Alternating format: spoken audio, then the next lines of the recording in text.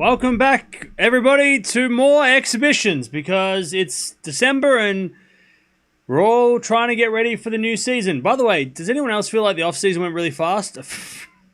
We starting next week. Are we? I'm not ready. I'm not ready. Is anybody else not ready? I'm not ready. I'm not ready. I need another week.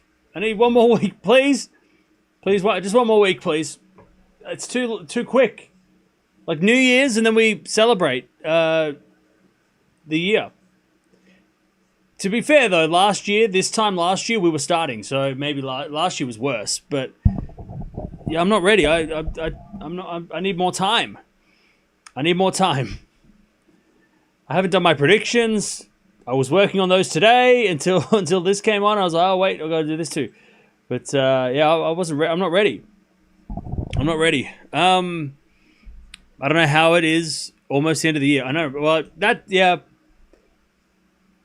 Can we make a petition for the Australian Open to be in February? That would be better for me. I feel like we need January off. We need to start at the end of January. That would be better. If we could just do that, that would be great. That'd be great. Let's start in February. That's a much nicer start. February the 1st. Let's go with that. Can we write a petition? We want another week. Yeah, just one more week. Is that too much to ask? By the way, Australian Open starts on the 11th? No. I think it officially starts on the 12th. So it's a 3-week event as this year with all the fun random things that they're doing. So yeah. So we have 3 weeks of Australian Open coverage because of the stuff before the Australian Open counts. Also qualifying, but yeah. I've missed it. Yeah, I've missed parts of it. I'm just not ready to go back yet. I'm like, this time next week, everything will be fine. But I'm just like, I think it's because the cricket ended in 2 days, and it feels like hasn't. I would have been watching cricket today and tomorrow, and then it would have felt like, okay, now I'm ready for tennis. But, yeah, I don't know. Anyways, let's talk about this event for a second because this is an event that was around last year. I think it was created last year. It's a team event. 2 teams. You got Team Lina and Team Conchita. You got Eala, Shang, and Humbert on one team, and then you've got Andreeva, Fokina, and Wu on the other. Andreeva was sick yesterday. Didn't play the doubles, which was supposed to be mixed doubles. It turned out to be doubles with Eala jumping in with all the guys. I don't think it really made that much of a difference. That there was one lady in the mix. But it wouldn't have been fair for Eala to have to not be part of it. So Andreeva, yeah, apparently wasn't feeling well or something yesterday, so that's why she can play. But she's playing today. Andreeva versus Eala, which they've never played before. So yeah, this will be interesting. This will be an interesting match. This will be an interesting match. Probably a good time for Eala as well to take on Andreeva if Andreeva's not great, like not feeling great. So yeah. So this could be a good opportunity for Eala to get a good win. By the way, chat, yesterday I went and saw the movie Anaconda. Actually really funny. Go see it if you haven't seen it already. It's not even it's a sequel, but it's not a sequel. It's not like it's a sequel but not really. It's a reboot but not. It's actually really funny. Go watch it. If you like silly movies and Jack Black. But the match that Swiatek played, she lost. Swiatek lost against Wong after winning against Raducanu so well. She lost to a lady that she'd beaten 6-love, 6-love in a Grand Slam before. She lost it I think it was 3-3. It was very one-sided.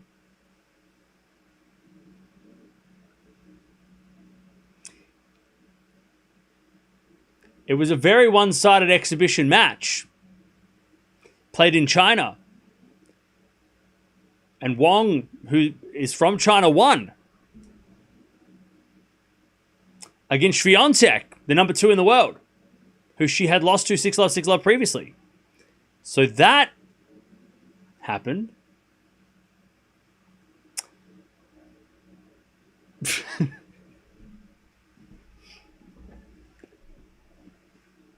Write your conspiracy theories in the chat. But yeah, so that happened yesterday. To be honest, I don't think that's a big problem for Swiatek losing. Doesn't matter. The Raducanu match was a much more important match to win. I think yesterday losing to Wong is not like detrimental to her Australian Open hopes. I don't think anybody's going to even remember that match, except for the fact that, yeah. But let me have a look. Were Team Europe winning easily? Is that why Swiatek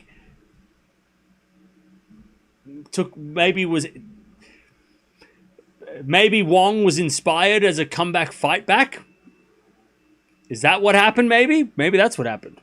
She won 2 and 3, Wong. That is preposterous, the way that happened.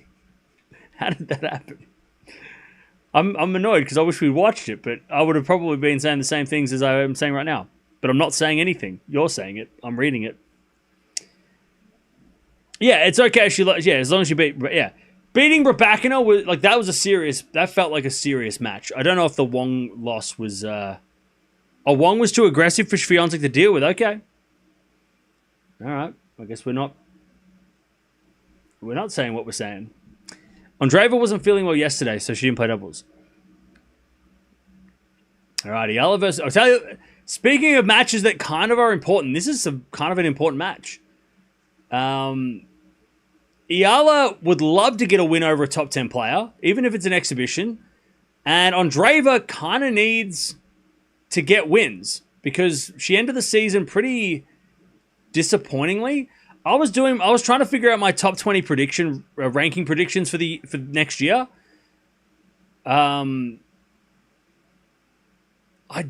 Andreeva's so hard to pick.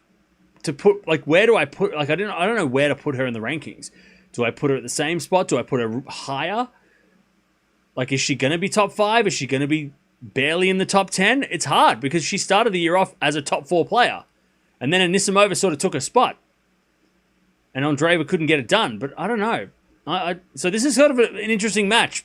A very important match for Andreeva to get. Wins are wins, right? Even if it's on the off season, she's got to get wins. If she loses to Eala, I mean, I know it's an exhibition, but like that's not a good loss for a top 10 player to lose to somebody outside the top 50, even if it is an exhibition. Except for Swiatek, who lost yesterday to a Chinese player in China when Team Europe were beating Team World handedly, and maybe Team World needed a win so then keep the competition interesting and alive. I don't know. That's what people say. I'm not saying it. By the way, no one's in the stadium. There's no one watching this, which is weird. No one in Macau on a Sunday? What's happening on a Sunday in Macau? Are people busy? Is there like something is there something on like post-Christmas parties or something? Why are no one in Macau watching this match in the stadium? It's half full, half empty. By the way, these two have played. I think I saw that they played in the US Open Juniors, where Eala beat Andreeva to make the final, or in the quarterfinals or something. I also could have just made that up, but I think I read that somewhere. They could have made it up. Whoever wrote that, and I read it, could have made it up too. Maybe none of that happened. Maybe I'll find out in a little bit. I'll try and I'll research it. You know me, Chad. I research before I speak. They played twice, and one was in the US Open Junior quarterfinals. See, chat? See, I told you I knew what I was talking about. Eala won both their junior matches, 6-love, 6-4, and then also in the semifinals of a tournament on clay in Milan in 2021, 6-2, 7-5, 6-2. So both wins going to Eala. Of course, Eala won the US Open in 2022, but beat Andreeva along the way. So there you go. And also, that was when Andreeva was probably just starting her junior career, because she would have been like 14 at the time, and or 15 at the time. Eala was 17. So a little bit of I mean, at that, that kind of matters, right? That juniors are irrelevant. Well, yeah, okay. Interestingly, that Eala beats Andreeva, and then the next year, Andreeva has a breakout on the WTA, and Eala doesn't have a breakout for another 2 years. So, junior matches are important when maybe sometimes depends. But yeah, they played twice before, so that's that. But like I said, I think it's more important that Andreeva wins this because having ended the year off, and when I say she ended the year disappointingly, she ended the year disappointingly because she was supposed to be in the WTA finals. What the hell is that noise? Hello? God, got the ghosted back. I thought they were gone. Yeah, Andreeva finished the year off really poorly, and didn't play the end of the year I think it was in Japan, and that cost her a spot in the WTA finals. Remember, it was between Raducanu, Paolini, and Andreeva missed out. And she should have been cleared in there, but it was just so tight for that number 8 spot that she didn't play that one tournament, and that really messed her up. She gave up her spot by not playing that event. She finished the year off with 3 losses in a row. Hasn't beaten a player in the top 50 since Beijing, when she beat Moniro. But hasn't beaten a player in the top 20 since Navarro at Wimbledon. So that was actually a top 20 win. So the last time she beat someone in the top 20, not that Eala's there yet, but last time she beat a player in the top 20 was back at Wimbledon 4th round, where she beat Navarro 6-2, 6-3. Then she lost to Bencic in a couple of tiebreaks. So yeah, that's how long it's been since Andreeva has been playing well. Last time she was playing well was against Navarro. Navarro hasn't been playing well all year, so to beat Navarro in 2025, not as good, not a great win. Last time she beat someone that we consider to be having a really good year was probably Towson back in Bad Homburg. She beat her in 3, and Towson, obviously, if you look at the rankings, is only a couple of spots outside the top 10. So maybe that was the last really strong opponent she beat. She beat Towson a couple of times. She beat Noskova as well. But yeah, since Indian Wells, she's kind of been not playing. Like, she has not been able to beat anybody really in the top. Well, she hasn't beaten any top 10 players besides Navarro. But yeah, since and it's not that she's been bad since Miami, because she did make the quarterfinals in Madrid and Rome and lost to Coco both times. Lost to Bencic at Wimbledon. But yeah, really after winning Indian Wells, just struggled. Now, let me check if that was when she got into the top 10. It was. So, ever since she's been in the top 10, this is what her ranking is as a top 10 player, right? So, as a player outside the top 10 this year, 19 wins, 3 losses. Phenomenal. What a start to the year. She gets in the top 10, 21 wins, 13 losses. It looked worse than it was. Actually, not that bad. But only lost 3 matches when she was outside the top 10. When she got into the top 10, she lost 13 matches. Ended the year at 40-16, which is not terrible. But yeah, wasn't great. Like, was winning losing one of every 3 matches as a top 10 player. That's the math, right? Whereas before that, she was unstoppable. She was beating up everybody. 19-3 before she got in the top 10. Gets in the top 10, struggled. And when you get in the top 10, when you get single digits next to your name in the rankings, you become the target, right? There's only 8 players if you're number 9. There's only 8 players that are better than you by ranking, and everybody else is hunting you down, because if you're in the top 10, getting a top 10 upset is a big deal. Doesn't matter if you're 9 or 2 in the world, it all matters, right? A top 10 win is massive, so she became the hunted. All right, Eala's going to serve first, chat. I don't know who's going to win. Doesn't matter. Maybe. A little bit. More matters that Andreeva wins this, because, like I said, hasn't been playing great, and losing in an exhibition, isn't going to help the confidence. By the way, Andreeva does have her ankle strapped, her left ankle, which is something to think about when we're going to Melbourne next week. next month. Not next week. I'm in Melbourne. As the return goes out by Andreeva, and it's 30 love. 30 love.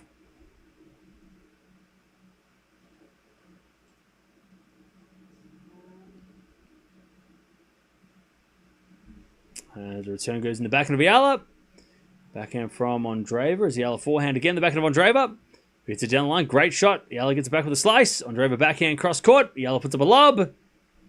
And Andreeva with a smash. Completely missed it. I don't think Andreeva is feeling good. Like, she apparently yesterday pulled out because she was sick.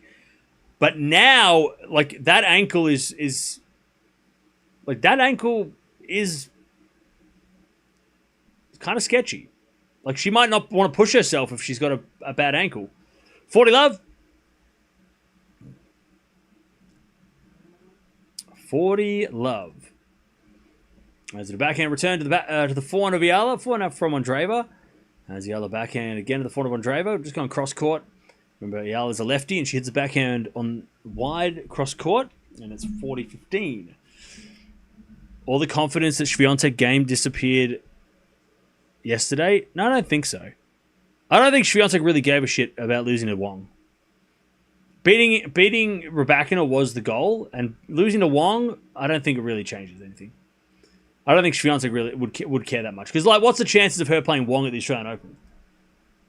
Right? She's more likely going to play Raducanu, so beating Raducanu is, that matters.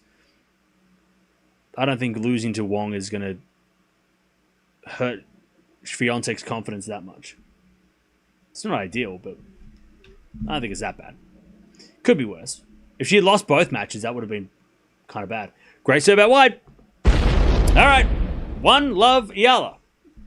Now, Eala should win this. If Andreeva's got a bad ankle and she's sick, Eala should be the favorite.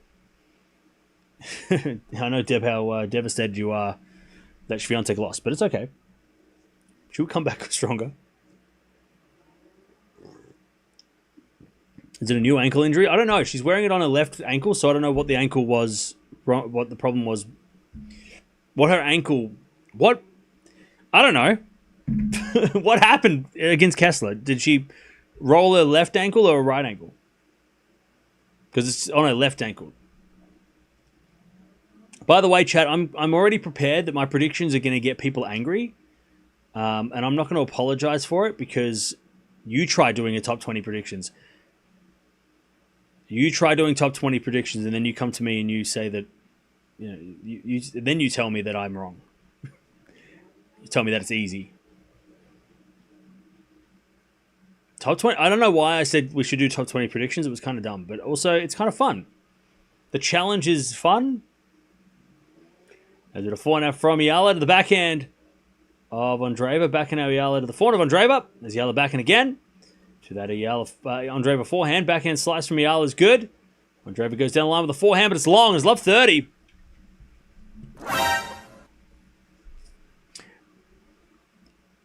Actually, it's really interesting doing a top 20 ranking. It's taken me forever. And the video is going to be like 7 years long. But it is... The nice thing about doing a top 20 ranking is you don't have, it's very hard to miss out on players. As Eala can't get that one. Good shot from Andreeva, 15-30. When I do a top 10 ranking and people are like, why didn't you put Draper in? Why didn't you do this? Why didn't you do that? Understandably asking me why I'm, forgetting their favorite player. A top 20 ranking, it's very, I'm finding it, I don't think there's going to be as many people questioning where someone is.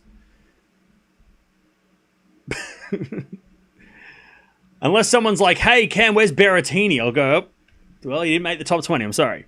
Top 20 is tough to pick, but it's also, I'm finding it, I've got a lot more to play with, which is good. I've got a lot more players to, it's harder to get it right, but it's also more fun to have more players. It's hard to put 15 players in a top 10. But I've got about 25 players, and I can cut 5 players to make 20. You know what I mean? As that goes the net by Andreeva, and it's break point 30-40. I'm finding it easier to find 20 players that I think are going to be in the top 20. It's just whether or not I get them in the right order. But top 10 is hard because, like, you can't really... Like, there's no real wiggle room. As Andreeva hits a forehand, I think it goes in. It does. And we get to deuce. FAA as 5 year end, that's questionable. Why? I haven't made a prediction, so why do you think I put him at 5? Or somebody in the chat said FAA 5. As with a 4 now from Andreeva, that's a good shot. It's advantage Andreeva. On the women's side, it's way harder. Men's side, you can pick 20 players that may or may not be in the top 20. It's not like I'm finding that is not as Andreeva won. Okay, so we got sudden death. There's no advantage. But on the women's side, picking a top 20 is very like between 15 and 20. I'm struggling. I'm struggling to find like I'm like, do I get someone from 100 in the world in the top 20? Do I get someone from do I put like number 50 in the world in the top? It's gonna be rough. Double fault. Love 15. No advantage. Nope. It's just sudden death at deuce. He's actually 5. Oh, no. I know he's number 5 currently. I thought you said you were saying that he won't be number 5. Are you saying he won't be number 5 at the end of the year? Yeah, I agree. I don't think FAA will be number 5 at the end of the year.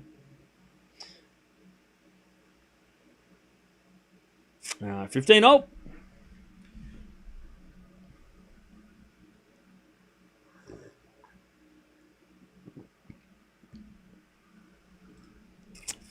All. Eala serves again. Into the backhand of Andreeva. Eala backhand slice. No, that was called a let.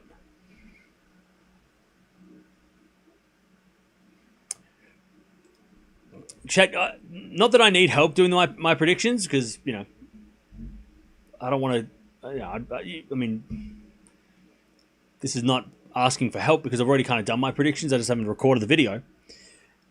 As that goes down the line from Andreeva, but it's a winner. Nice shot, 15-30. But on the men's side, who do you think is going to drop out of the top 10? You don't have to replace them. Just tell me who you think's going to... Actually, you know what? Who's going to have a bad year next year? Like, who's going to drop out of the top 10, top 20? Like, who do you think is not going to do well next year that did well, like, that's in the top 15? Who do you think is going to drop? Djokovic, Draper. Okay. By the way, Danny, thank you for the 5. Sorry, I missed it. Thank you for the 5. Appreciate that. Don't know why it didn't. Did it show up? Maybe I missed it because I was blabbing. I was yapping. All right, 30 all. As Eala serves a fault second serve. Rublev, Zverev. 30 all. Musetti. I don't know. I'm not underestimating Draper.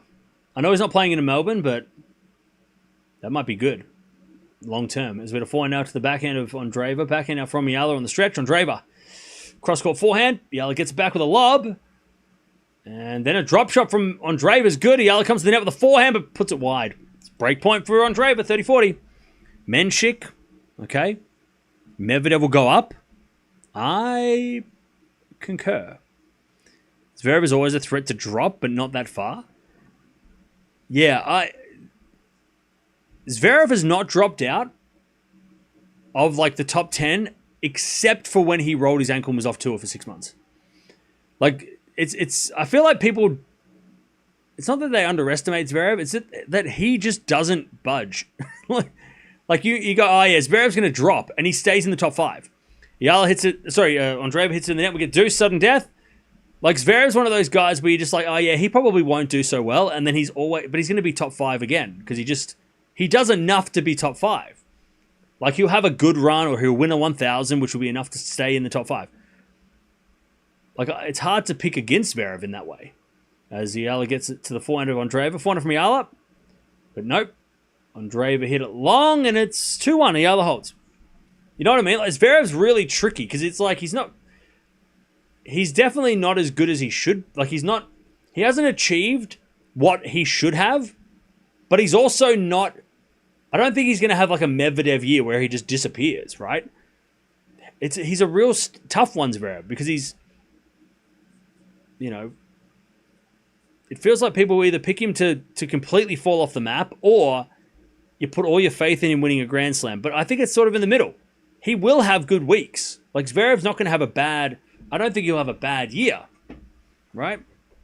I don't think Zverev... when was the last time Zverev had a bad year? Like, he's had injuries, but, like, you know, he had that 2022 injury, and then 2023 he was recovering from injury, that could have been a career-ending injury. I think we underestimated how bad that injury was, and how, like, psychologically and all those things coming back from that injury was, right? We kind of just went, oh yeah, he's back, good, you know. But that injury was kind of like, it could have messed him up. But he's never really had he's had years that we expected more, but he's never really had a bad, like, he's not like Medvedev, right? Where Medvedev dropped off the face of the earth, or even like Tsitsipas, right? Who completely fell off last year. Zverev hasn't done that. Because I'm like, oh, maybe I'll put Zverev at 7 or 8. I'm like, but he's never, like, he's always been, like, he's never been the 7th or 8th best player in the world. He's always been like a top 5 guy. It's tough, man. But who do you put in the top 3 if it's not Zverev, right? Sinner, Alcaraz, and who?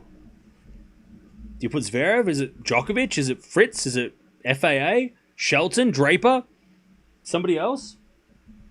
Like, who's in the top 3 if it's not Zverev, right? I mean, he's been number 3. He's been like top 3 for a while. Fonseca, that would be something. That would be something. 15 love. Healthy Draper at 3.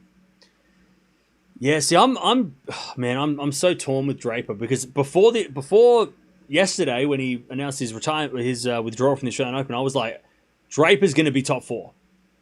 But then he withdrew from the Australian Open. I thought, he's left like so many points on the table. You could still be number 3 in the world without the Australian Open, but that's a lot of points. Like, he's you know, that's a lot of points. Plus the United Cup, plus maybe he doesn't play in Feb. We don't know when he comes back. I think Draper's got to have to come back for Indian Wells, right? He's got to defend that title. Yeah, so Draper, but I think I'm optimistic with Draper, because if he had played the Australian Open and gotten injured again, his year would have been terrible. But if he takes the extra time and comes back in late February, 100% ready, that is probably the best bet that Draper's going to hopefully play the entire season injury-free. So, like, Draper not playing the Australian Open could help him at the back end of the year when everybody else is tired. He has a month up his sleeve, right? He started a month later. So everybody else, like, by the time they get tired, he's, like, still kind of fresh. Does that make sense?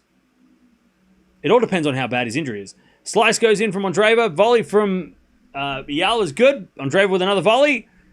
As Eala puts a slice in the line, Andreeva with a volley, as they just kind of, like, really softly volley the ball to each other, like, very friendly.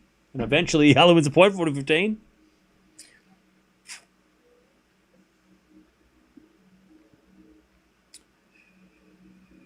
Rune might never be in top 10 after that injury. Rune seems to be progressing really well, though.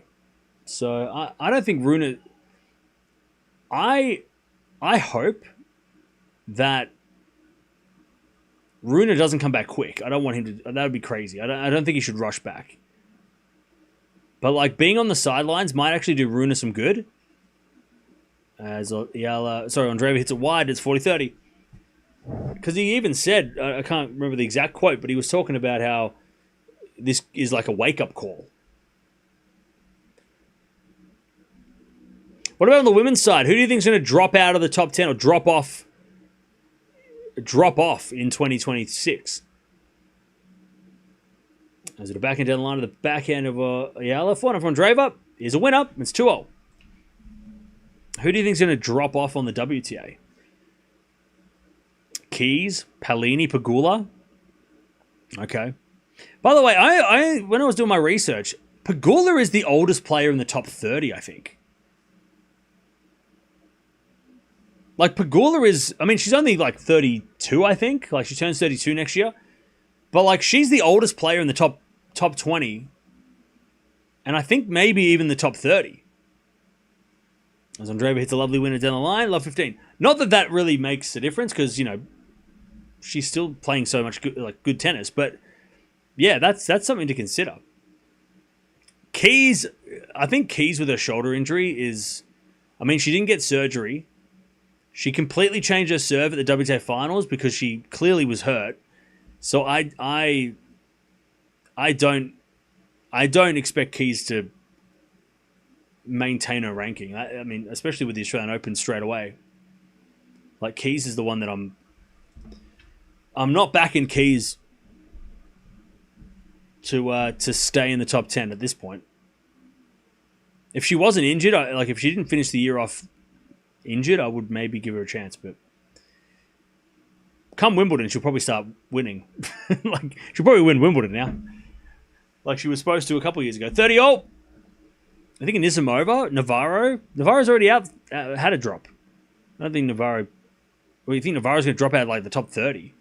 Alexandrova, yeah, she might have a drop. I mean, she's had a really good year. But I don't expect her to be in the top 10 at the end of next year. Mertens and Svitolina, okay. 30-all. As a backhand return. Andreeva, forward out from Eala, goes wide. We've got another break point. 30-40. What about Coco? Now, Coco's going to surprise everybody, as she always does. She's going to prove those haters wrong. Because, Chad, if you don't back Coco, what are you doing? Like, Coco Gauff is number 3 in the world with a Grand Slam. With arguably the worst serve on tour. As we get a double fault talking about bad serves. All right. Andreeva breaks 3-2. And I'm not saying that. I'm hearing that she has the worst serve on tour, according to some.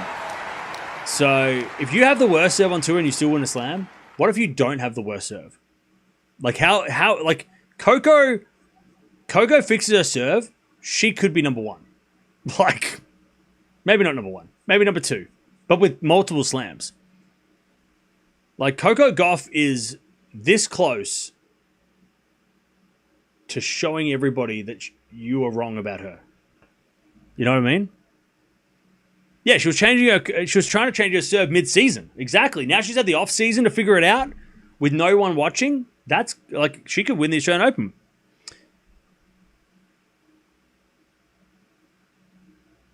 She had over 400 double faults. Yeah, if she cuts that in half, she's winning 2 slams. Her forehand also drops down, but I think, like, as an armchair expert, and I'm pretty good at that. If she serves better, everything else will, like, it all stems from the serve. If she serves well, she plays well. If she serves well, she'll get the confidence to do everything else well, and therefore she will win more.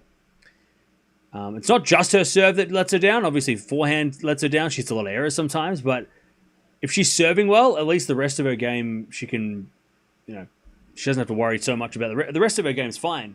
The serve's the only thing that, if you can't serve, you can't play. Like, how do you play tennis without a serve, chat? I mean, it's the most important shot in the game. And, if you're serving well, you get the confidence to do everything else well, usually.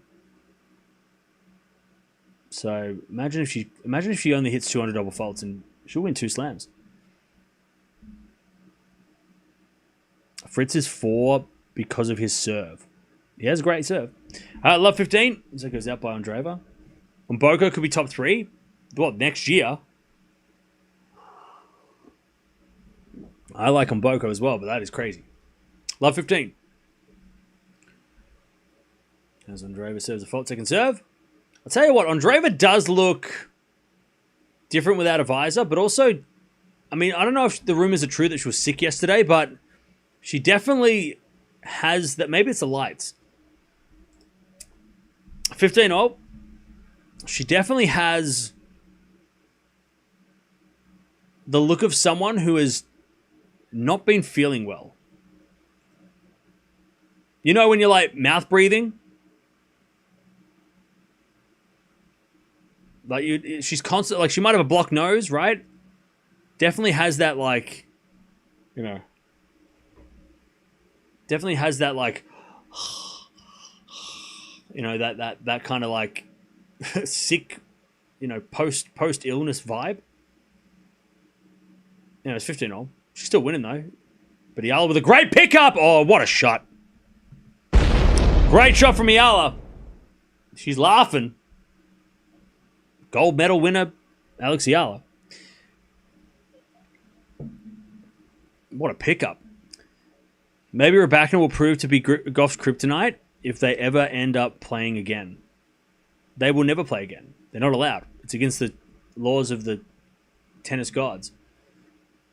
It's one of the rules from the tennis gods. Thou shalt not see Raducanu versus Gauff compete against one another again. One and done is what they call it. That's in the tennis gods. That's it. Anyways, the Eala is at break point, 15-40, to get back on serve.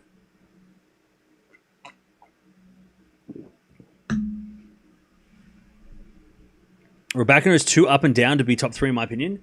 Yeah, Raducanu is another one that I'm really like, don't know what to do. Like, and Anisimova is also another one. You know, like another one that I'm like, she's either going to have a great year or she's going to have a disappointing year. Nice hitting down the line from Andreeva, 30-40. Raducanu is tough because I think a lot of people are, I mean, and I make this mistake every year, where I usually pick the player who played well at the WTA finals to win a Grand Slam in Australia, and they usually don't, and then they usually never even come close to anything. But I'm wary this year that I'm not going to pick Raducanu because she won the WTA finals. At least not for Australia. Because, like, I don't know. I don't know. Anyways, Eala hits a return winner. We're back on serve. 3-0.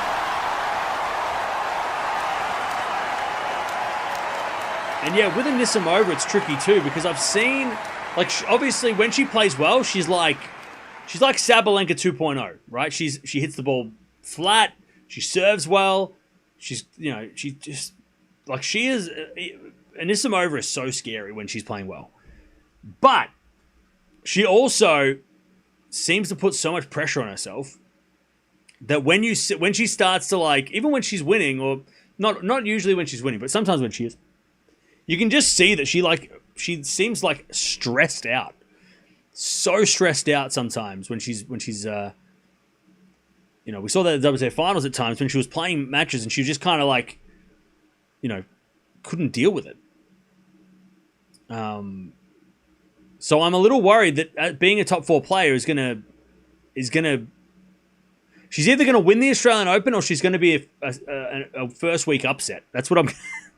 That's where I'm at with Anisimova. If she wins the Australian Open, then putting her in top 3 is a great idea, right? But if she loses in the first week of the Australian Open, I'm scared she's going to drop out of the top 10. And I don't think there's going to be an in-between. I don't think she'll have a good Australian Open. She'll have a great or a terrible Australian Open. Because how is she going to make another final? 3 finals in a row? Who did that last, besides Sabalenka? Like, it just feels like, yeah, Anisimova's like, she's either going to win the Australian Open and everyone's going to be fine, we're all going to be okay, or she's going to lose in the first week and everyone's going to freak out. We're going to be like, oh no, why did I pick her to be, you know, because how's she going to back up the US and Wimbledon if she doesn't do well in Melbourne?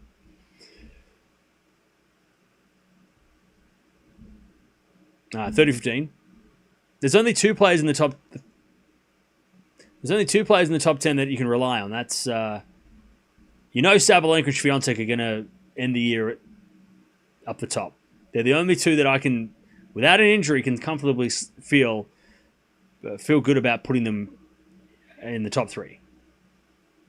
And Coco, I think Coco's so underrated. People don't give Coco enough credit. It's not like she just won the French Open and then did nothing. 30-0. As Eala double faults, Eala's going to get that serve working.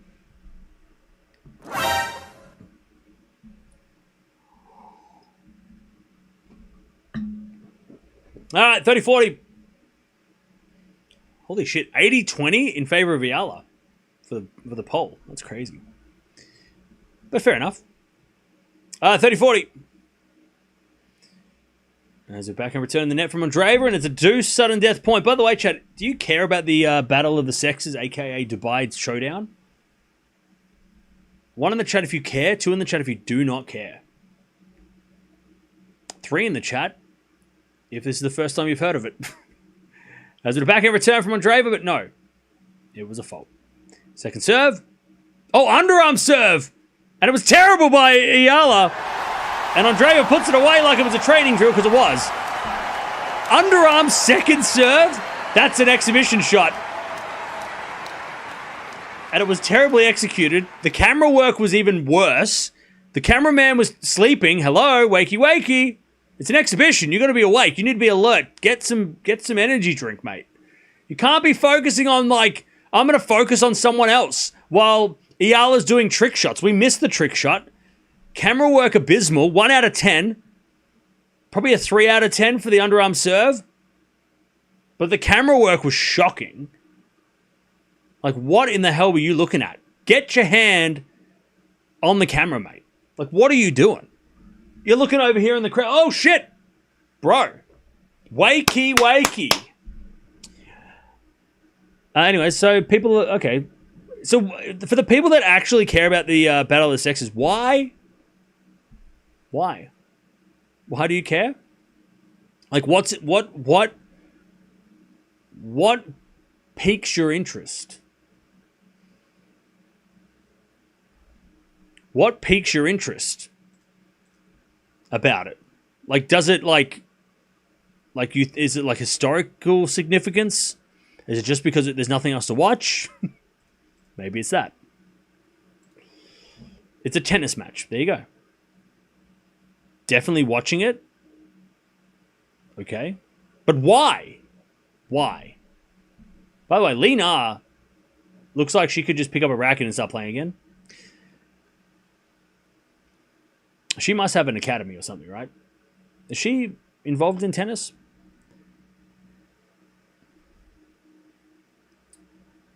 Possibility of Kyrgios losing? It's fun to see Kyrgios humiliated? Okay, so now some of you are watching it because you want to see... Okay. All right, fair enough. Best answer, it's tennis. Well, it is tennis, isn't it? At the end of the day, it is tennis.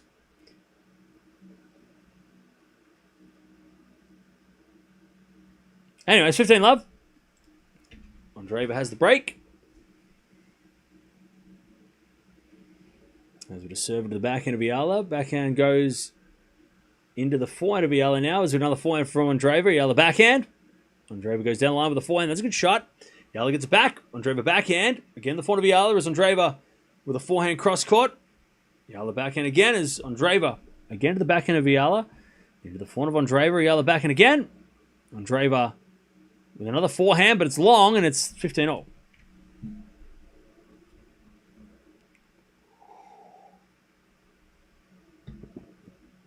It's pretty ridiculous how much serious sports journalists are writing about a non-serious exhibition. What are they writing about? Like, are they writing about? What are they writing about? 30-15. The coverage of the Battle of the Sexes is a great example of the phrase, bro, it's not that deep. Yeah, okay. 30-15. So you mean that, like, people are writing about how it's, like, bad for the game or something? Is that what you mean? 40-15.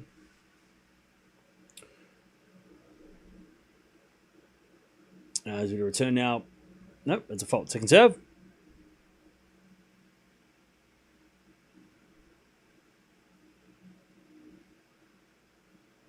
As we back and return from Eala. That's a good shot. Andreeva gets it back though with the forehand. Eala down the line with the backhand winner. Nice. 40-30.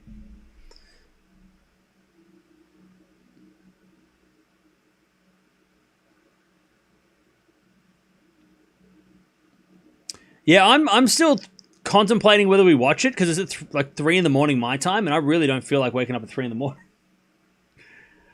I really don't feel like waking up that early to watch a match that seems like people don't care about. As Eala hits it out and it's 5-3. But I don't know. It's not rocket science. If you write about tennis, you got to write about all tennis. Fair enough.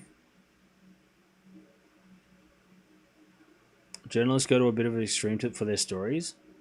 Stands have fallen off a cliff. Okay. They're writing about as if it's a massive important thing in the culture war. This is in the UK at least. Okay. Yeah, look, that's why I'm like, I don't know if I want I don't know if I like if it's significant to watch. Like that's why where I'm like, I get why people are coming out against it, or at least like calling it out as like a bad, because there is gonna be a small group that is very loud that are gonna celebrate a Kyrgios win in a negative way. Does that make sense? 15-all. I get that. Those same people are the ones that like, question prize money every second of every day and have nothing else to talk about. As it a forehand now down the line to the forehand of Eala. Cross-court the slice of Andreeva. Eala backhand down the line is Andreeva. Backhand again into the forehand of Eala. Forehand from Andreeva, but Eala hit it long and it's 15-30. So I get why, like, I guess what you're hearing in the UK or whatever, they're probably trying to get on the front foot, because they know that if the result does go a certain way, there's going to be a certain group of people that are going to come out and celebrate that like it's, some win for, some huge win for whatever. You know what I mean? Like there's going to be some weird comments if Kyrgios wins. I think most, like 95% of people are going to be kind of like, yeah, okay, whatever. But there's going to be that 5% that are going to be like super loud, and celebrate the victory very, very enthusiastically. You know what I mean? And if you're one of those people, please don't do it here. If we do watch the match, do it somewhere else. Celebrate in quiet, in private. Backhand goes cross court from Eala. That goes up by Andreeva. As Eala forehand is a winner. And we get the deuce. Still set point, though. Sudden death. So that's probably why there's a lot of people like saying it's a bad thing, because they know that the reaction, it's not like it might happen. People might take it with a grain of salt and not care. But then there's going to be someone's going to take it seriously. Like that it's a win for mankind or something. I don't know, like some crazy people. Anyways, backhand return into the backhand of Eala. Forehand now from Andreeva. As Eala backhand. Into the backhand of Andreeva is Eala backhand again to the forehand of Andreeva. Into the backhand of Eala. As Andreeva with a forehand again down the line goes long and Eala holds. And now it's Andreeva's going to have to serve for it. Yeah. That's why I'm probably not going to call it Battle of the Sexes more than I'm going to call it the Dubai Showdown, because it shouldn't be associated with the historic stuff of the past, right? Like, I don't want to compare it to what Billie Jean King did and stuff, right? That doesn't, for me, that doesn't sit right with me to make it compare, like to put it in that, to give it the same name is obnoxious, right? I think it's a little bit like, yeah, it's a battle between a man and a woman, but we need to it should just be called like, whatever, we should be called something else. It shouldn't be called the same thing. But they're calling it the Dubai Showdown, so I'm going with that. And that way you can put whoever you want. Next year they can make the Dubai Showdown with Kyrgios and Sinner, which is what we really wanted to see.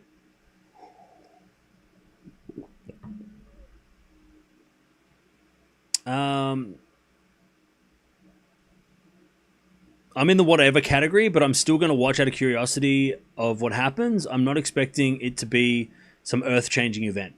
Yeah, I think if Sabalenka wins, I don't think, like, the people that don't like Nick Kyrgios are going to be celebrating, right? But I don't think if she wins, it doesn't make a massive difference. Besides, like, people can laugh, at Nick Kyrgios, right? If Kyrgios wins, it doesn't make a big difference either. So that's where I'm at. The result doesn't matter. Does the spectacle of it matter? Probably not.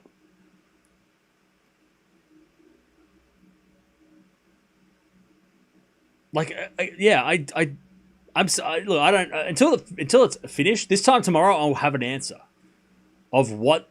Like, I don't know, but also, like people were saying in the chat, it's not that deep. So it's like it might be something that happens and we forget about it in a week when the real tennis starts. Like, it might just happen and then, like, nobody cares in a week. And maybe that's how we should approach it. It's like this match, right? It's like, yeah, we'll remember it, but we won't, like, it's not a Grand Slam final.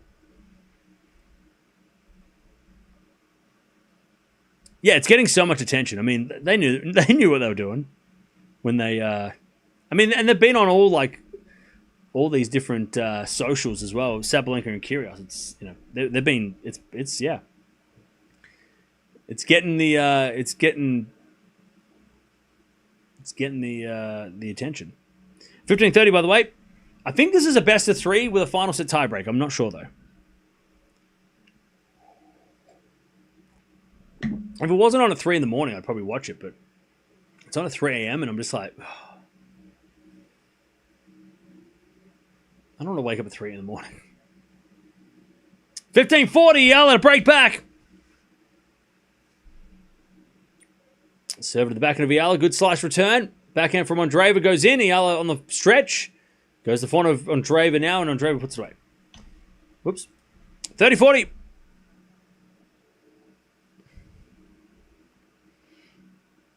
Are they playing for themselves or for charity? I don't know. 30-40. To get back on serve. Has it back and return the net from Eala, and it's deuce, sudden death. Whoops. Oh, God. My finger slipped. I pressed the wrong button. It's not game. Hang on. It might be game if... Fuck. My finger slipped. God, I hope Eala wins this point now. Make it easy for me. Otherwise, I have to redo the whole scoreboard. Anyway, serve. Into the back of Eala. Return goes out. Oh, God. All right. Wait.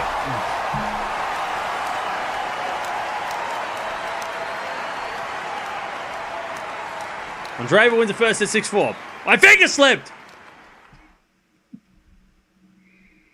Oh, I bucketed it up again. Oh, God. This is what happens when the Ashes is over in 2 days and I can't watch cricket. What a stupid test match it was. Stupid Melbourne test match. I would have been watching cricket all day and I could have been prepared mentally for this. Anyways, 6-4. There we go. We got there eventually.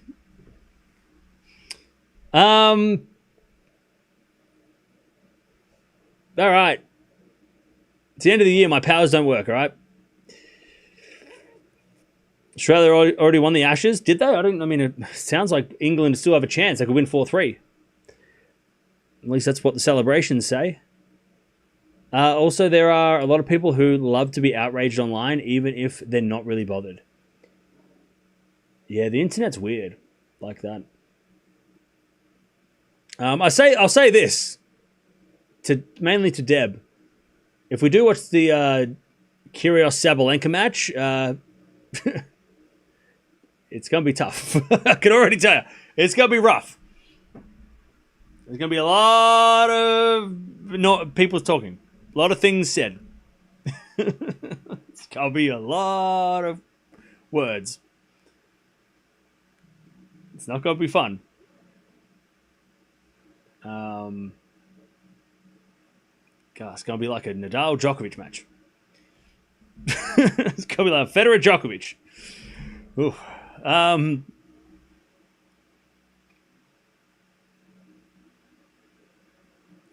What do you mean? Australia had an unassailable lead 3-0.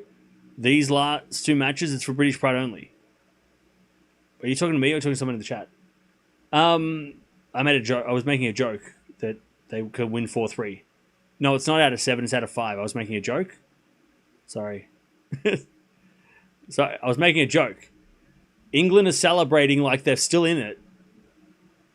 But I was making a joke that they can win 4-3, but they can't because the joke is that it's not. They can't play 4-3. It's 7. There's no 7. It's only out of 5, so they can't win. But they're dancing around like they're gonna win. Like they won 1, and they're like, we can still win this thing. It's like, no, sorry, you can't win this for 3 years. But anyway, sorry. That was maybe it was a little bit. This is a tennis channel. This is not a cricket channel, all right? So that's why it's fine. This is a tennis channel. England aren't playing the Ashes in Macau. Anyway, so Andreeva won the first set. We got there in the end. No, it's fine. Too niche. It was a niche joke.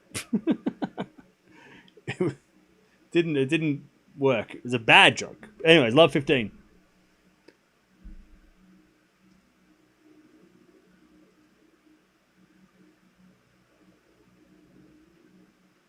Love 15. By the way, if you bet on this match, why would you do that? As with a return into the backhand of Eala. Andreeva forehand to the backhand of Eala. As Andreeva with a forehand down the line goes wide, and it's 15-all. Think of the 3 days of refunded Tennis Australia have to deal with. 2-day test is so dumb.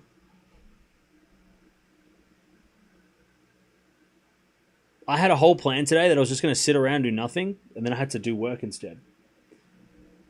I was going to watch cricket all day, and instead, I had to find other things to do. So it ruined my day.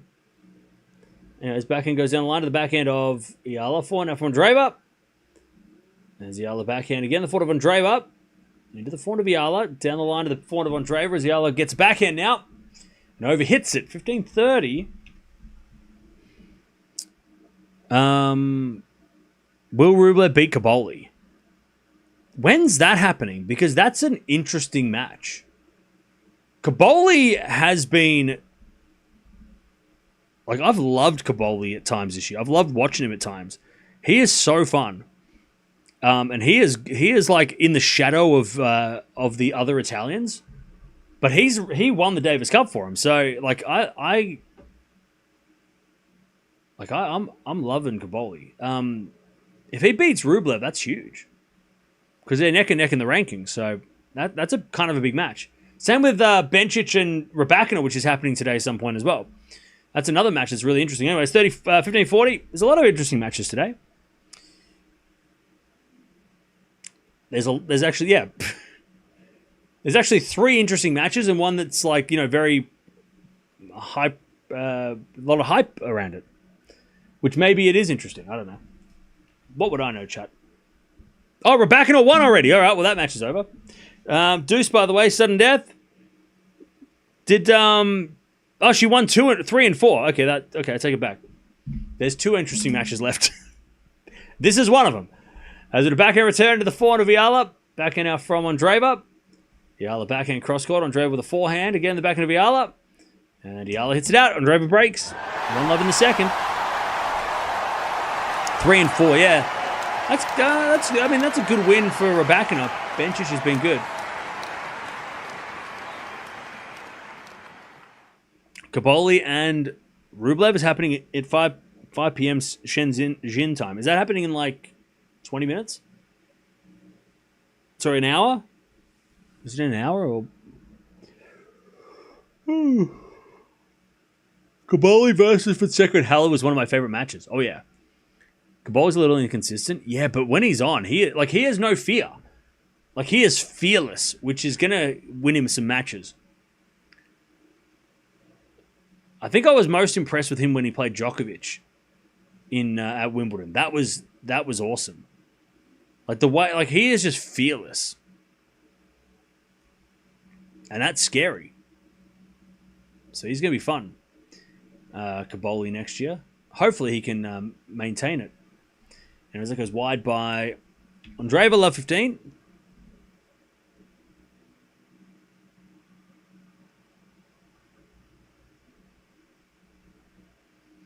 Love 15. By the way, chat, this might be our last match before the season really starts. Because there's no more exhibitions until the United... Oh, there's no exhibitions until... at all. So this might be our last stream of the year. Because I don't have it... Oh, I mean, I'll probably be doing something on New Year's. As that goes out, love 30. Yeah, unless we watch Battle of the Sexes in a million hours, but... the Dubai Showdown. But yeah. Yeah, there's nothing else on until Friday. Yeah, 2025 is over. This could be the last stream of the year. I love 30. As a backhand return to the backhand of Andreeva. Eala backhand pass. Andreeva with a volley. Eala with a forehand lob. But Andreeva's there with a smash and puts it away. 15-30. I wonder if I can figure out how many matches we'll watch this year.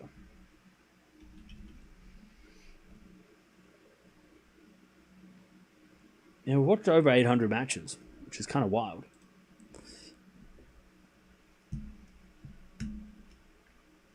Go outside, it's a nice day.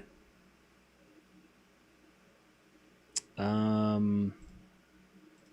What do you mean it's a nice day? It's like hot as fuck.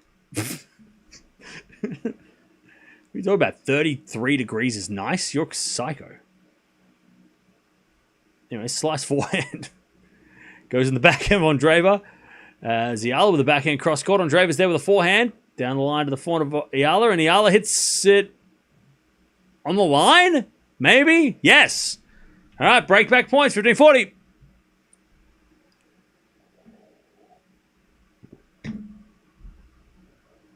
I went outside. The graphics are not that good. I think you might need to get your eyes tested. But that's okay. I have glasses. I have glasses. We have 36 and now close to 40 tomorrow. Yeah, DJ. Go outside. It's a nice day. What are you saying? What are you trying to say? What, you sound shocked? Go outside. It's a nice day. As that random person told me. As we have a forehand now from Eala into the backhand of Andreeva. She hits a winner. It's 30-40. One saved. If it's 40 degrees in Adelaide, that means in 3 days it's going to be 40 degrees here. Because you guys always get it before we do.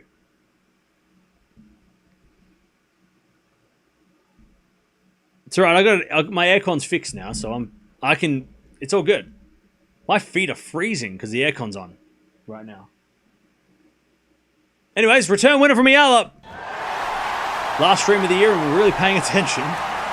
1-0. It's 0 degrees in Switzerland going skiing. Well, that actually sounds kind of awesome, to be honest. I went outside. When did you go outside? I got it fixed. It was if I didn't get it fixed, we wouldn't survive. I wouldn't be doing the Australian Open if I didn't get it fixed. Anyone know what's a good racket brand to start playing tennis with?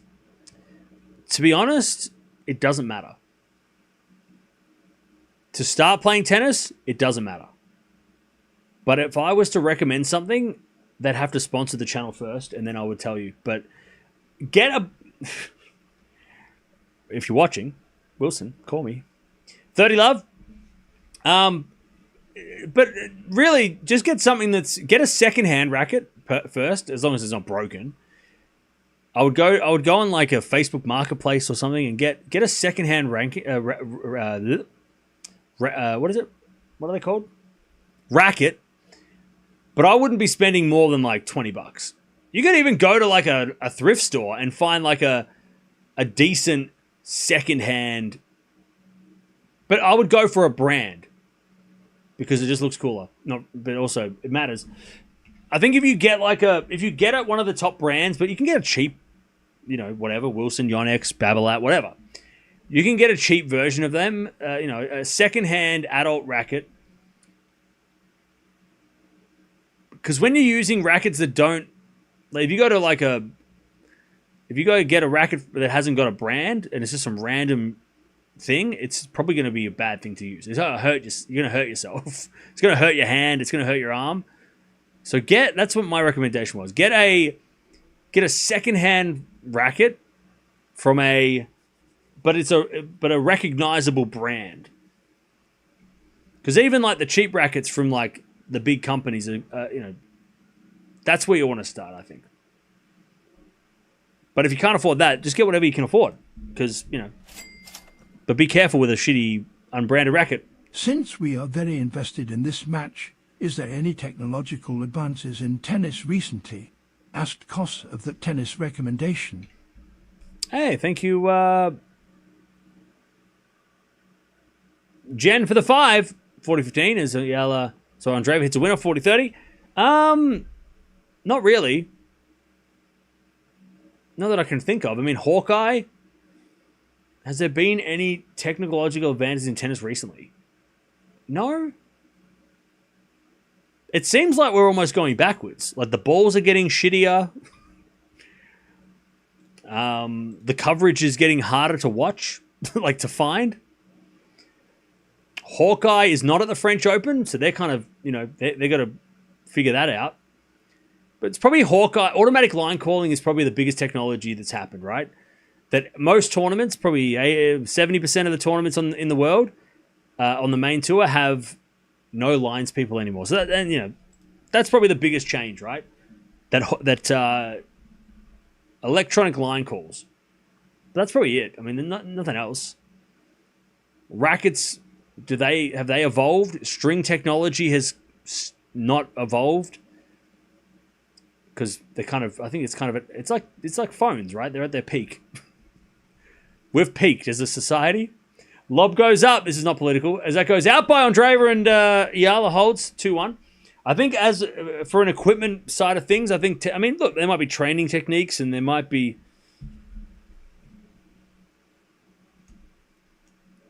But I feel like we've peaked. Rackets have evolved. I feel like over the decades, yeah. Yeah, they evolved in the 70s and 80s.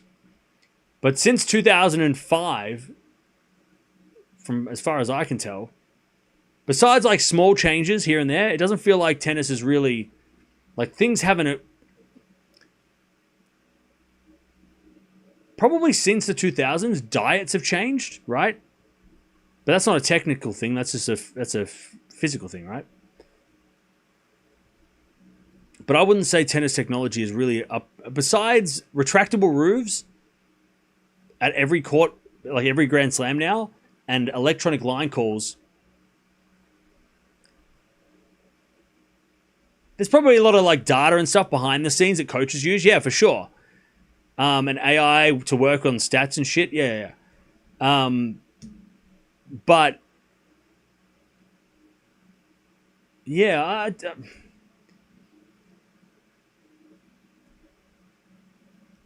but yeah, other than that, please narrate the game. They're sitting in the chairs waiting for the game to start. But yeah, other than that, I don't think there's much to talk about.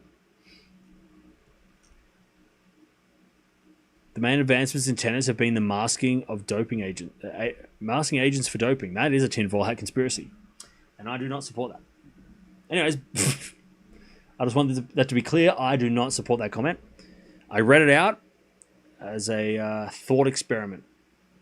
Pure conversation discussion. I do not agree with it. If anybody's watching. Anyways, 15 love, that goes out. Will I go to the Aussie Open this year? Nah, I just don't have the time. They're putting on too many things before the Australian Open for me to go. There's nothing, like, I can't get to the Australian Open because they're like, hey, by the way, we've got all these things that are happening, and I'm like, I have to watch those. So I can't go to the event because there's things I have to, they put me to work. Gone are the days when the week before an Australian Open it was empty and there was only free qualifying. Those days are over. Now it's $1 million slams and exhibitions every night. Plus, we've got to watch other tournaments outside of Melbourne. I think there should be a rule. No tournaments before or after a slam. The week before a slam, only 250s, but the top 20 can't play. And after a slam, no tournaments. Except for challenger events where no one in the top 50 can play. That's what I would do, Chad, if I became commissioner. For 40 love, no top 30 player is playing before the Australian Open. That's not allowed. Only that 1 week. You can't play on the week before, though. You have to be in Melbourne and checked in on the Monday. No seeds are allowed to play the week before the Australian Open. If you're seeded at the Australian Open, you are not allowed to play. You are ineligible. Just to keep you fit for the actual thing that matters. And after a slam, we all have a week off because we all deserve it. 15 love.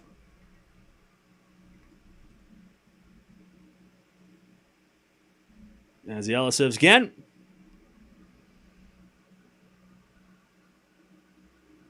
Is it a backhand now to the forehand of Eala on the stretch? Backhand from Andreeva. As Eala backhand cross court. Andreeva gets to the forehand. Backhand again from Eala. And then Andreeva hits a forehand winner.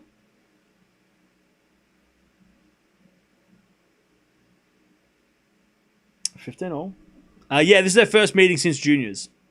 I don't think they've played an exhibition before. Gauff is playing the 1 point slam. Only one serve allowed. I'm not making any obvious jokes. She'll win it. Was it a slice cross court in the backhand of Eala, and Eala in the net, 15-30. By the way, chat, I'm going to do next year. I am not going to analyze things that are fun, because I don't want to ruin it. Like the 1 point slam, I'm like, what's the point? The point is for fun, so shut up. What's the point of the 1 point slam? Oh man, why are we doing all these bloody exhibitions? Because they're fun, so shut up, all right? Shut up, they're fun. But why we do it? Why? Who cares?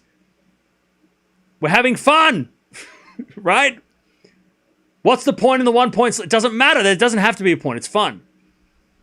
So shut up. I got to catch myself. I'm just jealous that I didn't get an invite. 30-0.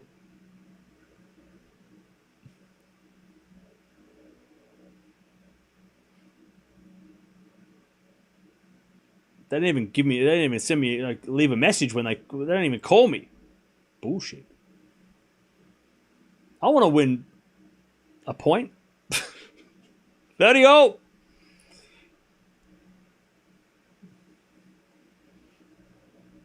Anyways, that backhand goes wide from Andreeva, and it's 40-30.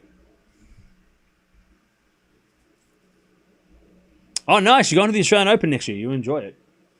I'll tell you what, get there early and find a court. If you don't have a Rod Laver Arena ticket, find a tennis court outside and just try and camp out there all day. 40-30. Is it a forehand cross court at the backhand? Eala forehand now from Andreeva. There's Eala backhand again down the line. It's a good shot. Slice goes in from Andreeva. Eala forehand again. The slice of Andreeva. Eala backhand. Goes into the backhand of Andreeva. Eala backhand again. There's a lob. It's a short lob, so I don't know if that's a lob. Is it technically a lob? That's definitely a lob. And it goes out. All right. We have a sudden death point. Oh, can you challenge in exhibitions? All right, I thought this was for fun. So what are we doing? That was out, by the way.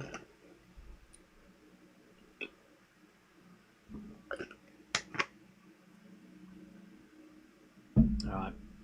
Sudden death. Serving the forehand of Andreeva. Eala backhand. As Andreeva forehand goes down the line to the forehand of Eala. Cross court the backhand of Andreeva. Eala forehand again. Slice from Andreeva.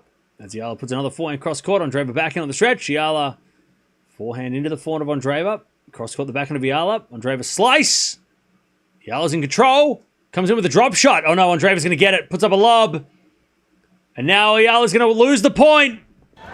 I know it's an exhibition, but that was a silly shot. Andreeva just too quick. All right, 3-2. A lot of running from Andreeva as well. She had to run a lot in that point. I love the year-end award show that you did with Christian and the other two podcasters. Thank you, Frank. I appreciate that. Yeah, it was fun. Every year, I've been on Quality Shots awards show. I like it. It's fun. It's a fun way to, because most of the time I'm talking to myself, so it's nice to hear and converse with people that are also have watched the tennis season all year round and hear their thoughts. Because most of the time I'm just talking to my dog, and she's asleep, and she doesn't respond.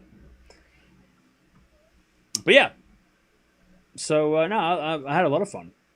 I hadn't met Amy or Christian before, so it was cool. It was good fun, and we had a lot of the same. It seemed like we had a lot of similar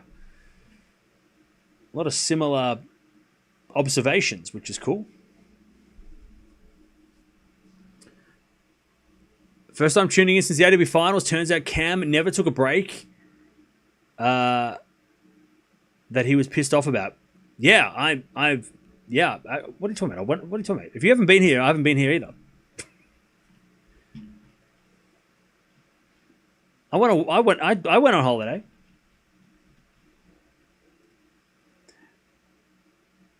Unanimous upset of the year. Yeah, there was a lot of those. But it's fun too because, like, yes, there were like some that it was like, oh well, this is obviously whatever. But then there's a lot of there was also a lot of like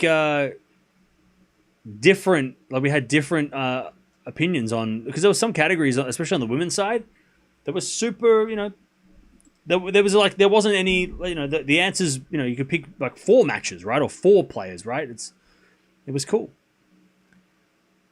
Come on Andy Roddick's podcast next year. Yeah, that ain't going to happen. Andy doesn't, there's no way that's going to happen. I'm not getting a call from Andy. 15-0. Andy doesn't know we exist, chat.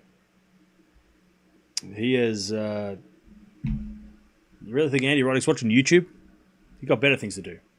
Yeah, he got no idea whether he's got no idea about the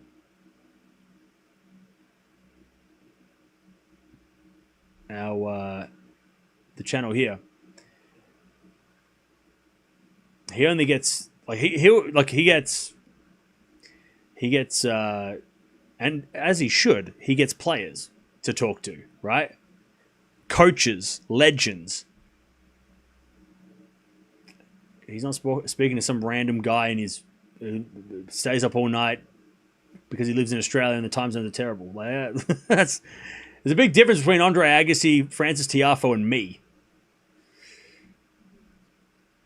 He should be talking to Roger, Novak, Steffi. Shouldn't be talking to random guy from Melbourne who he should be talking to Leighton. Like, don't waste he shouldn't waste his time on me. Right? You know what I mean? He shouldn't waste his time talking to some random guy. He's getting the big interview because I can't talk to Andre Agassi. Right? I can, but we need Andy as a tennis community. We need Andy to talk to the big dogs, right? Like, he's got connections. He can talk to people that we could only dream of seeing walk past if Andre Agassi walked past me at the Australian Open, I would tell you for years. He can talk to him and actually have a good conversation, right? That's what Andy Roddick. He was not wasting his time with me. This is a way. Like, come on now. Let's be realistic, right? Love 15.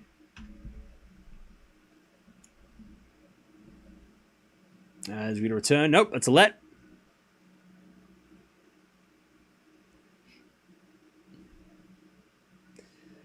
As we just serve again. Into the backhand of Andreeva. Good return. There's the other backhand of the forehand of Andreeva. By the way, speaking of talking to players, Gil just spoke to Musetti. That's cool. I thought that was so sick. If you haven't checked out Gil's interview with Musetti, I saw that come up today. So go check that out. So that's really fun. 15-0. As the return goes into the backhand of Eala, forehand from Andreeva. As the other forehand is long, and it's 15-30. This match is getting out of hand.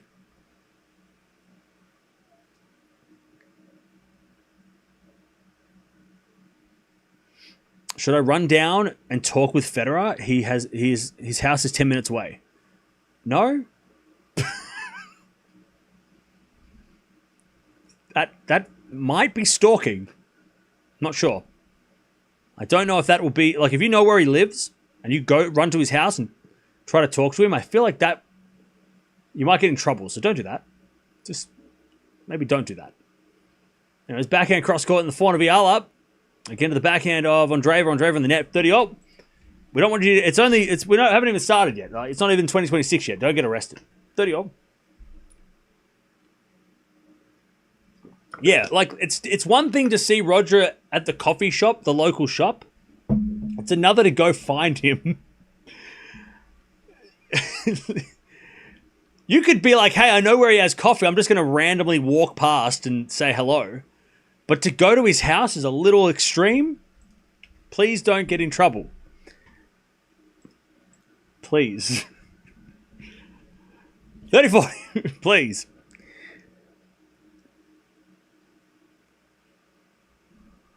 Anyway, serve out wide the backhand. Don't put his address in the chat either. Backhand goes down the line. Cross court, sorry, the forehand of Eala. Eala hits it out. We got a double break. Andreeva's going to serve in this match. Bit of a shame that Eala hasn't been able to play super well in the second set, but yeah. You're taking it wrong, man. It was your sign to buy all the broadcasting rights and hire Agassi as a pundit. What? Why are you saying weird things? Are you bored? What are you saying? Can we be surprised that Swiatek lost to Wong? She didn't seem all mad that she lost. I was surprised, but I don't think it makes that much of a difference. I feel like there needs to be an investigation, an inquiry. God, why can't I say that word? Inquiry. Is that really that hard to say? That's a tough word. Chat, you learn something about yourself every day. So, yeah, I don't know what I was going on about. Whatever. No, I don't think it's a big deal. Mirra needed some fun exhibition tennis in her life. She has been too grumpy. Yeah. Hey, thank you, Katakia, for the 39 months. Appreciate that.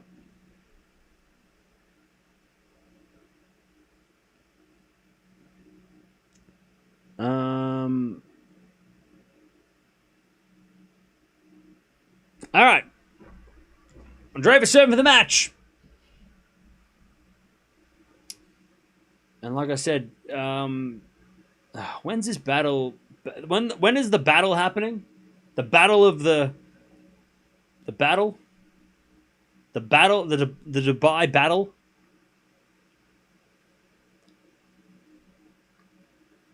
$15, love.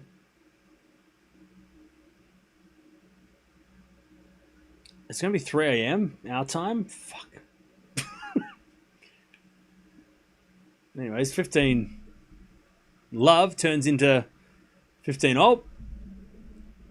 God, I've got to stay up until 3 in the morning to watch a match that I really don't care about. To hear people talk about their... I mean, I don't want to... I'm not going to be in the mood. 30, 50. I'm going to be so tired. I'm just not going to have the will. Anyway, 7:15. Why does it have to be on that late? How is it a player? What? It's an Australian player and they put it at 3 in the morning? Bullshit. 7 p.m.? That's just bullshit. Why is it 7 p.m. in the UK when there's no British players? That's crap. Why are we pandering to the British? They can't even win cricket. They won once, but that was an accident. Anyways, this is shit. Why are we doing it prime time British time? I guess because they bought the rights. 30 all. 30 all. Oh, it's in 11 a.m. New York time. Okay, maybe it's more. Hey, Bubba. Maybe it's more they're trying to get like the most people to watch rather than just being like, yeah.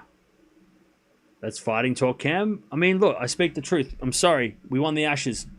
40-30. Match point. As with a fault second serve.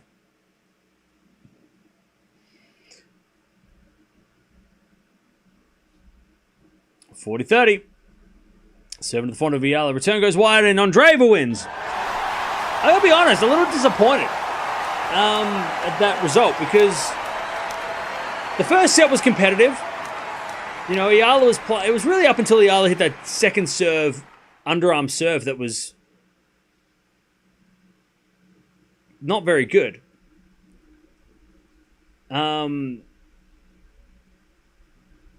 That was more of an important win for Andreeva, though. She definitely had more to play for. Had she lost that match, Andreeva, I think she would have.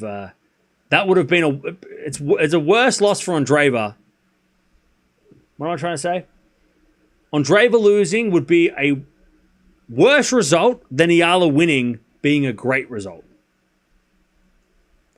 It probably made sense. Don't think about it too hard. But Andreeva winning that match is what should have happened at this stage in their careers, I think. But Eala put up a good fight in the first set. It's just a shame that she deserved a set, Eala. That first set, she was playing better. She just played a silly shot at a silly time. Second set, though, was... I mean, we're talking too much. I didn't even watch it.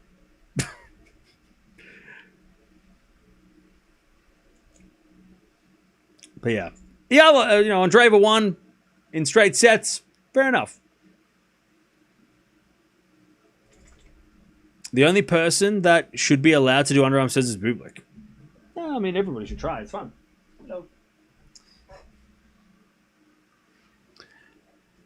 Andreeva didn't want to muck about, it seemed. Definitely wanted the win despite the laughs. Yeah.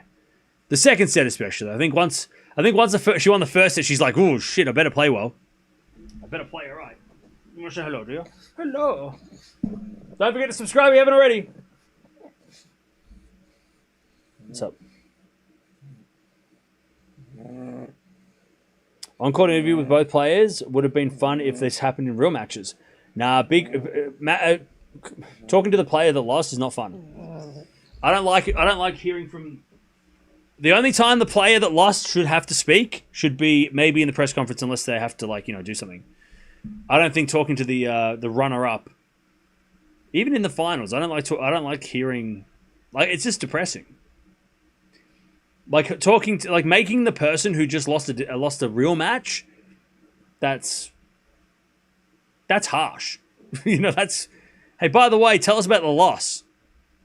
Nobody wants to talk about losing. Nobody wants to speak after losing. It's devastating. They want to go off and scream and shout and throw chairs or cry, right?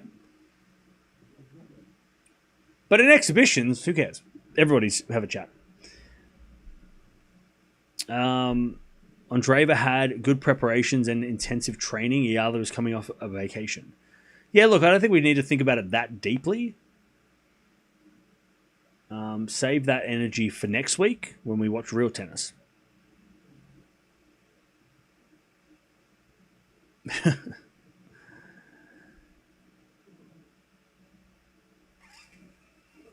Kira Sabalenka will be interesting. Oh. When is it happening?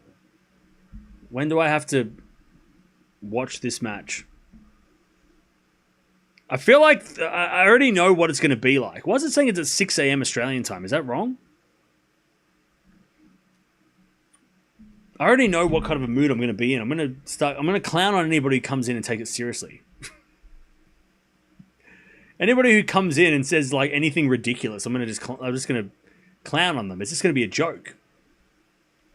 I already know that's going to happen. If somebody comes in here and goes, you know, boys rule, girls drool, I'm going to make fun of them. It'll be fun. I don't know. I'm going to be too tired to care, I think.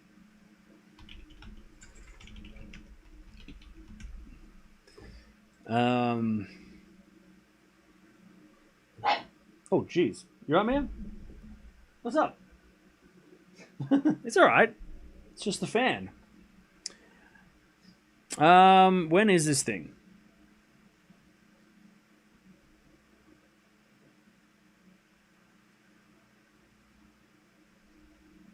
I don't know when this thing is. I don't even know where to watch it.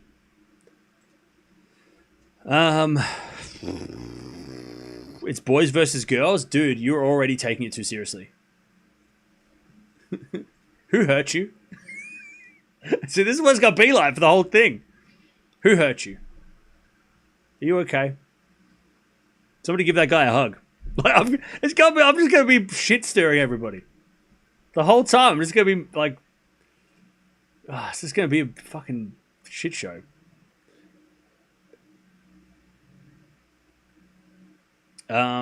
Look, God, because there's nothing else to do. We'll probably watch Sabalenka Kyrgios. It's at 3 a.m. It starts in 8 hours. It'll be 6 a.m. Australian time if it's 7 p.m. UK. So wait, it's not at 7 p.m. UK then. If it's at 3 a.m. in Australia, then it's not 7 p.m.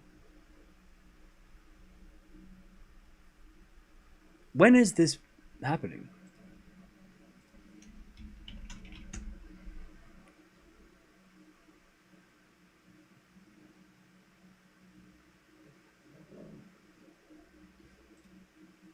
What time is it happening in Dubai? That's what I need to know. And then I can work from there. It's happening at 11 a.m. Eastern Standard Time, which is 8 p.m. local time. Okay, 8 p.m. Dubai.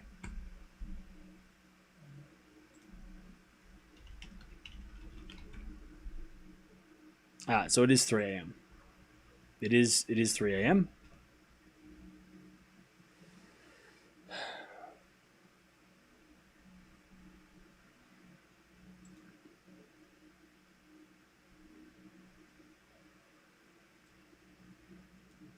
Yeah, it is 3 a.m. Alright, cool.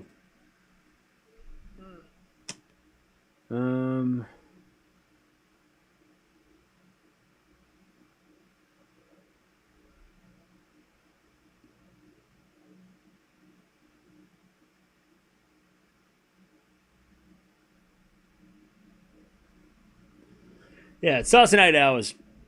Alright, fine.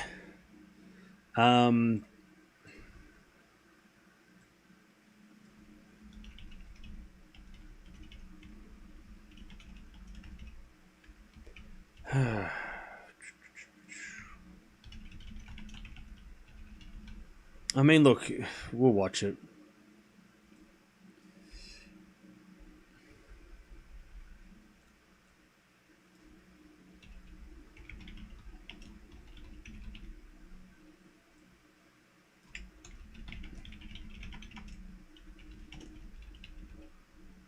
But we're not going to take it seriously, all right? Can we all disagree that we are all going to take this as an exhibition, true exhibition between two players that will never play each other again, and the result will not matter? And if you have a problem with anything, you should keep it to yourself, because I don't want to talk about it. I don't want to discuss it because it's annoying. Let's all disagree and really just have fun. As much fun as we can. Because that's what it's all about. 4 p.m. UK time. Okay, that's why it's... Yeah. Okay. What was I doing? Okay.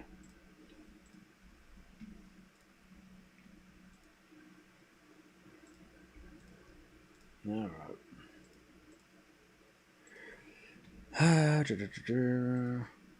If it wasn't on so late, I'd be probably a little less tired about it, but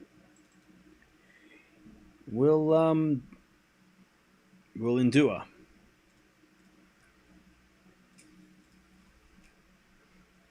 I mean, I could go to sleep and wake up, which also sounds like a nightmare.